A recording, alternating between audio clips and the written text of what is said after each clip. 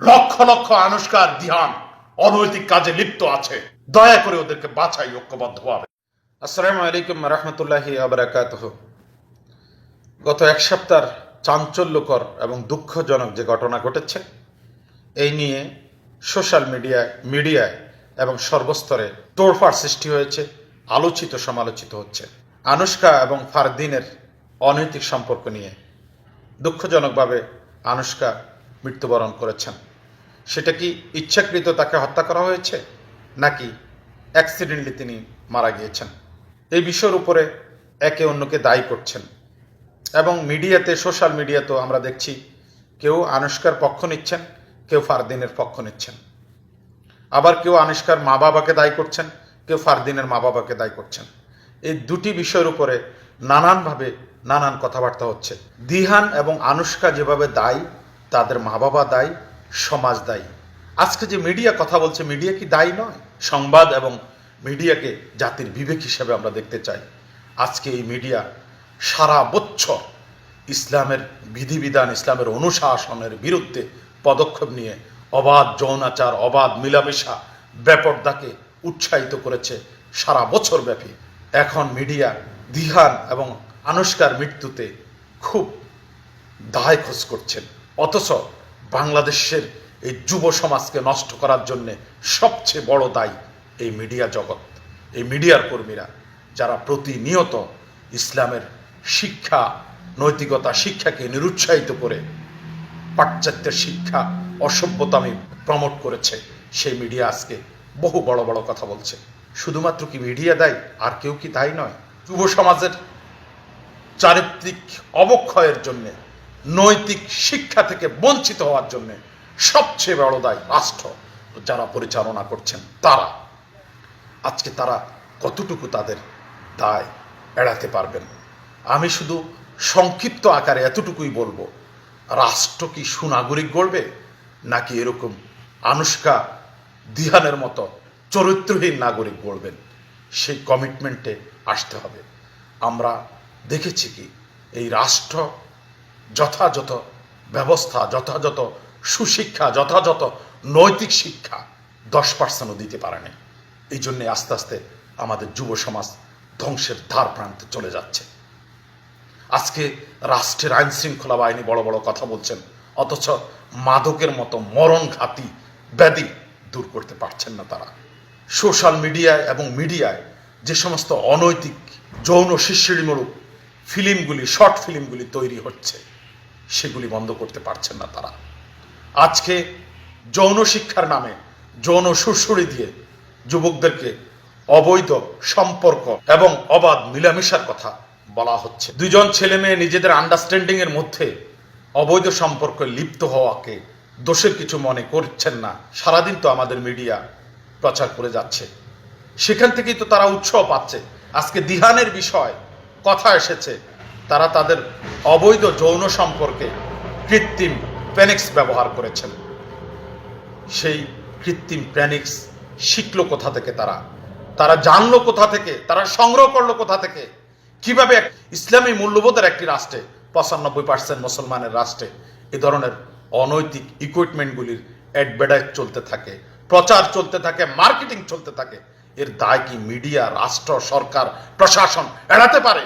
আজকে শুধুমাত্র দিহানকে, শুধুমাত্র আনুষ্কাকে দায়ী করলে চলবে না এই ঘটনার জন্য। আজকে প্রতিনিয়ত অসংখ্য লাইভ শর্ট ফিল্ম সয়লাভ হয়ে গেছে আমাদের সোশ্যাল মিডিয়ায়। আজকে যখন আমরা অনৈতিকতার বিরুদ্ধে কথা বলি, তখন আপনারা মানবাধিকারের কথা বলেন, তখন আপনারা অবাধ মিলামেশার কথা বলেন, তখন আপনারা নারীর স্বাধীনতার কথা বলেন। আজকে স্বাধীনতায় তো আপনাদের এই সমস্ত আনুষ্কাকে অকাল মৃত্যুতে ঠেলে দিচ্ছে। অতএব আনুষ্কার মৃত্যুর জন্য শুধুমাত্র আনুষ্কার মা বাবা দায়ী নয়, শুধুমাত্র দিহানের মা বাবা দায়ী নয়, রাষ্ট্রপ্রধান থেকে আরম্ভ করে বাংলাদেশের প্রতিটি নাগরিক দায়ী। কোথায় থেকে সমস্ত অবৈধ ইকুইপমেন্ট তাদের হাতে পৌঁছে গেল, বাচ্চা ছেলে মেয়ের কাছে? কিভাবে আসলো? কারা এটাকে মার্কেটিং করলো? কারা এটাকে ছড়িয়ে দিল? আজকে যখন আমরা ইসলামী মূল্যবোধের কথা বলি, ধর্মীয় শিক্ষার কথা বলি, তখন শাহরিয়ার কবিরেরা প্রশ্ন তোলে যে ধর্মীয় শিক্ষার প্রয়োজনীয়তা নিয়ে, ইসলামী মূল্যবোধের প্রয়োজনীয়তা নিয়ে সারা বছর নাস্তিক্যবাদী মতবাদ টেলিভিশনগুলি প্রচার করছে, সারা বছর অবাধ মিলামিশাকে উৎসাহ যোগাচ্ছেন, সারা বছর যৌন ছিড়ছিড়ির ফিল্ম তৈরি করছেন, অবাধভাবে বাংলাদেশের সোশ্যাল মিডিয়ায়, বাংলাদেশের টেকনোলজির মাধ্যমে অবাধ যৌনচারের শিক্ষা দেওয়া হচ্ছে। সেখানে একবারও বলা হচ্ছে না নৈতিকতার কথা, সেখানে একবারও বলা হচ্ছে না ধর্মীয় মূল্যবোধের কথা, সেখানে একবারও বলা হচ্ছে না আদর্শের চরিত্রের কথা। সে অবস্থায় শুধুমাত্র এই ঘটনার জন্য আনুশকাকে দায় দিলে চলবে না। আজকে একদিকে আপনারা আনুশকার এবং দিহানের ঘটনা নিয়ে কথা বলছেন, অন্যদিকে হাজার হাজার লক্ষ লক্ষ দিয়ান একই কর্মে লিপ্ত আছে, সেই বিষয়ে আপনারা দৃষ্টি দিচ্ছেন না। আজকে যারা সমাজে মূল্যবোধ শেখাবে, যারা এই সমস্ত তরুণদেরকে মানুষ বানাবে, তাদেরকে সমাজচ্যুত করে রেখেছেন। আজকে কোরআনের তালিম থেকে, যেখানে মূল্যবোধ শেখায়, যেখানে ইসলাম শেখায়, সেখানে ধর্ম শেখায়, সেখান থেকে শুধুমাত্র রাজনৈতিক কারণে, ঠুনকো কারণে তাদেরকে জেলে দিয়ে দিচ্ছেন। তো এই সমস্ত ফারদিনদের তো জন্ম হবে, সেই সমাজে দিয়ানদের তো জন্ম হবে। অ্যাক্সিডেন্টলি সেই মেয়েটা মরে গিয়েছিল, সেই জন্য ঘটনাটি হাইলাইট হয়েছে। কিন্তু অসংখ্য মেয়ে ইজ্জত হারাচ্ছে, অসংখ্য ছেলে মেয়ে অবৈধ কাজে লিপ্ত আছে, সেটাকে তো উৎসাহ দিচ্ছেন, সেটার কাছে স্বাধীনতা বলছেন, সেটাকে তো তাদের অধিকার বলছেন। তখন অ্যাক্সিডেন্ট হলে আর চিৎকার করে লাভ কি? যদি এই সমাজকে পরিবর্তন করতে হয়, যদি ওই যুব সমাজকে নৈতিকতা শিক্ষা দিতে হয়, এদেরকে মানুষ বানাতে হয়, তাইলে ইসলামী মূল্যবোধ শিখান, ধর্মীয় মূল্যবোধ শিখান। ফাহারা দিয়ে তাদেরকে কতক্ষণ রাখবেন? সমস্ত মা বাবা সমস্ত চাকরি বাকরি ছেড়ে দিয়ে বাচ্চাদের পিছনে তো আর বসে থাকবে না। টেকনোলজি যেখানে সারা পৃথিবীতে সয়লাভ করেছে, সেখানে মোবাইল না দিয়ে তো তাকে পারবেন না। কিন্তু মোবাইলের ভিতরে এই সমস্ত যৌন শিরশিড়িমূলক প্রকাশ্যই তো দিচ্ছেন, কিন্তু প্রকাশ্যই তো আপনারা যৌন শিরশিড়ি দিচ্ছেন, সমর্থন দিচ্ছেন অবৈধ মিলামিশার, যেখানে বিয়েকে শক্ত করে দিচ্ছেন, 18 নিচে বিয়ে করতে দিচ্ছেন না, সেখানে 18-র আগেই তাদেরকে শিক্ষা দিচ্ছেন যে তোমরা চাইলে নিজের ইচ্ছা সম্মতিতে তোমরা মিলামিশা করতে পারো, একে অন্যের সাথে যেতে পারো। এই ডাবল স্ট্যান্ড, এই অনৈতিকতা, এই ইসলামের সাথে দুশ্মনী করতে গিয়ে, মুসলমানদের সাথে দুশ্মনী করতে গিয়ে আপনাদের সন্তানদেরকে আপনারা ধ্বংসের দিকে ঠেলে দিচ্ছেন। রাষ্ট্রের ডেভেলপমেন্ট যেটা বলছেন, অর্থনৈতিকভাবে উন্নয়ন যেটা বলছেন, সেটা সম্পূর্ণ ব্যর্থ হয়ে যাবে এই রাষ্ট্রের যুব সমাজ যদি ধ্বংস হয়ে যায়, তাদের চরিত্র যদি নষ্ট হয়ে যায়, তারা যদি অবাধ মিলামিশায় লিপ্ত হয়ে যায়, সমস্ত ইতিবাচক অর্জন ধ্বংস হয়ে যাবে, পরিবারগুলি ধ্বংস হয়ে যাবে। এর জন্য এই দুটি ছেলে মেয়ের শুধু মা বাবা দায়ী নয়। আর আপনাদেরকে কে বলেছে অবৈধ সম্পদ অর্জন করলে তার সন্তান যৌন কাজে লিপ্ত হবে, এরকম অপকর্মে মারা যাবে? কে বলেছে? কোন আইনে বললেন?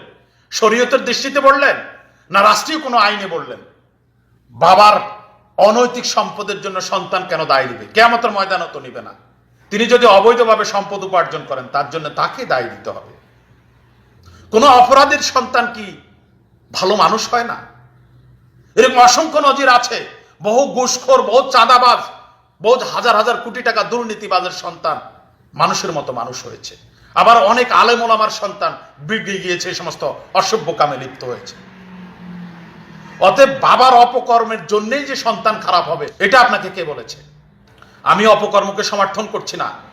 এই দিহানের বাবা ভূমি অফিসে চাকরি করে হয়তো সারা জীবনে হয়তো শত কোটি টাকা দুর্নীতি করেছে। এদেশে একবার এমপি হয়ে গেলে, একবার রাজনৈতিক পোস্ট পেয়ে গেলে 4-5 বছরে শত শত কোটি টাকার মালিক হয়ে যায়।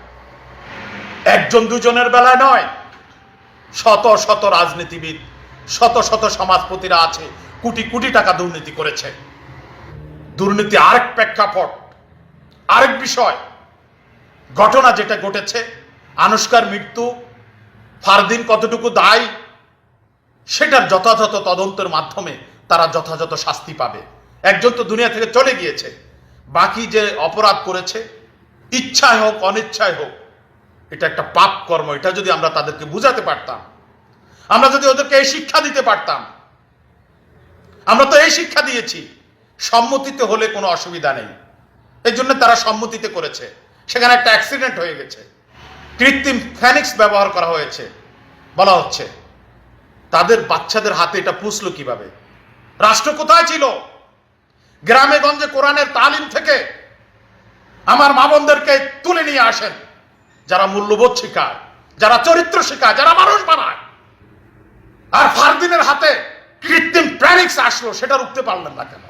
আইজিবি মহোদয়কে আমি ধন্যবাদ জানাই, তিনি এই বিষয়ে কথা বলেছেন। স্যার, বিনীত অনুরোধ, শুধু একটি ঘটনাকে চিহ্নিত করলে হবে না স্যার। কিশোর অপরাধের কথা বলছেন স্যার, এই কিশোররা কেন নষ্ট হয়ে যাচ্ছে? তারা কোথায় থেকে চরিত্র শিখবে স্যার?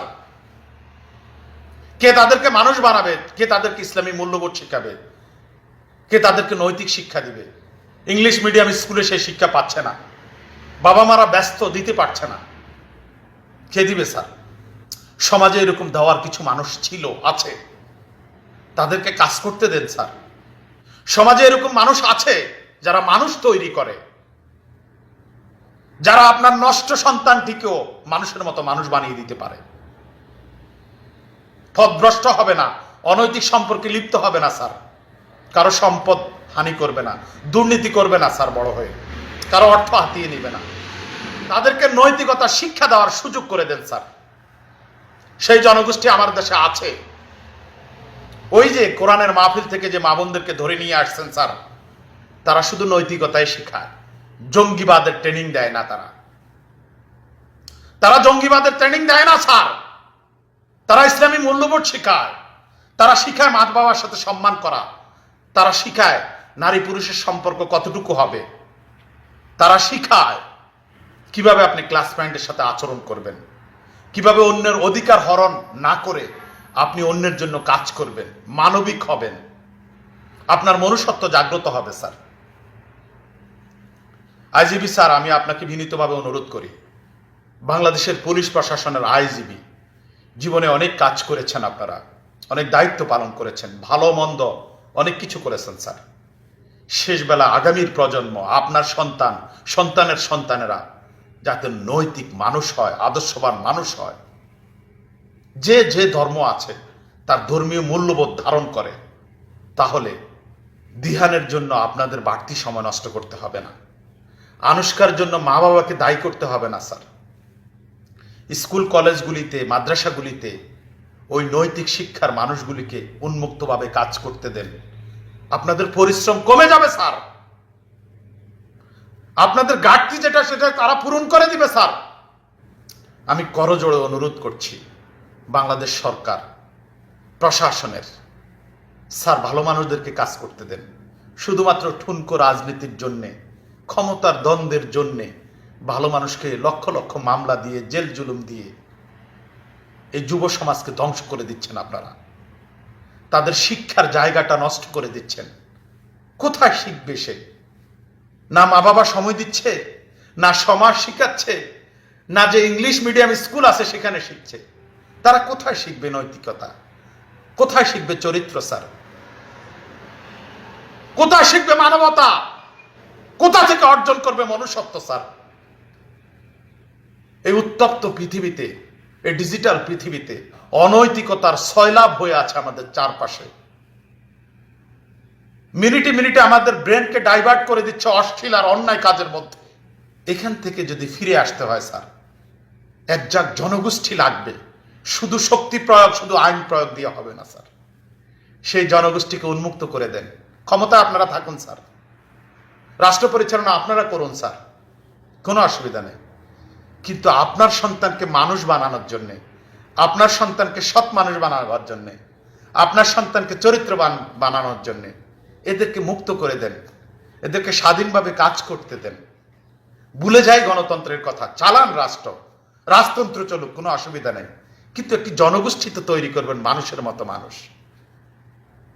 যেখানে কেউ কাউকে এরকম দর্শন করে মেরে ফেলবে না, অবাধ যৌনাচারে লিপ্ত হয়ে দুটি ফ্যামিলি সমাজ ব্যবস্থাকে ধ্বংস করে দিবে না। আমাদের বাচ্চারাও নিরাপদ থাকবে যে সমাজে।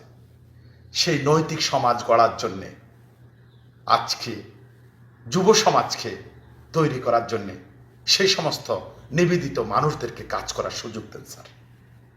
তবেই পরিবর্তন হতে পারে, কখনোই হবে না। টেকনোলজি বন্ধ করতে পারবেন না, কয়টা মোবাইল কেড়ে নেবেন, পারবেন না, পারছেন না। আর দয়া করে আমাদের দেশের মিডিয়াগুলিকে কন্ট্রোল করুন স্যার। 24 ঘন্টা যৌনশীর সিঁড়ি দিচ্ছে, ওদেরকে ধরুন স্যার। যারা ইসলাম শিখাচ্ছে, নৈতিকতা শিখাচ্ছে, তারা তো আপনাদের কাজ করছে, রাষ্ট্রের কাজ করছে, আপনার সন্তানকে মানুষ বানাচ্ছে। তাদেরকে শত্রু ভাবার কোনো কারণ আছে বলে আমার মনে হয় না। আমি করজোড়ে অনুরোধ করব, এই রাষ্ট্র গঠনের জন্যে, এই সমাজ গঠনের জন্যে হযরত ওমরের মতো একটা রাষ্ট্র ব্যবস্থা তৈরি করার জন্যে আমাদের যুব সমাজদেরকে বাঁচান। ওরা ধ্বংস হয়ে যাচ্ছে, ওরা শেষ হয়ে যাচ্ছে। ওদেরকে রক্ষা করুন স্যার, ওদের প্রতি করুণা করুন। ওদেরকে দায় দিলে চলবে না স্যার। ওরা শিখতে পারছে না, কোথাও পাচ্ছে না ভালো কিছু। মিজানুর রহমান আজহারি এসেছিল স্যার, একেবারে অরাজনৈতিক ব্যক্তি ছিল স্যার। তার কথায় তরুণরা ফিরে আসা শুরু করেছিল।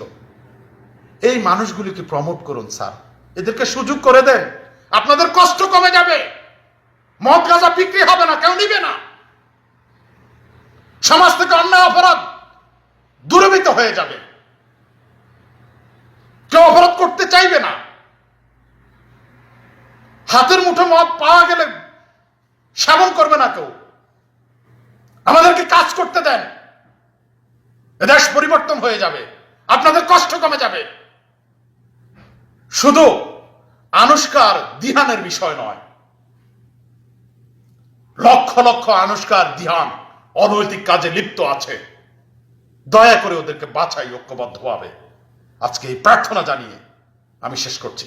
ধন্যবাদ সবাইকে।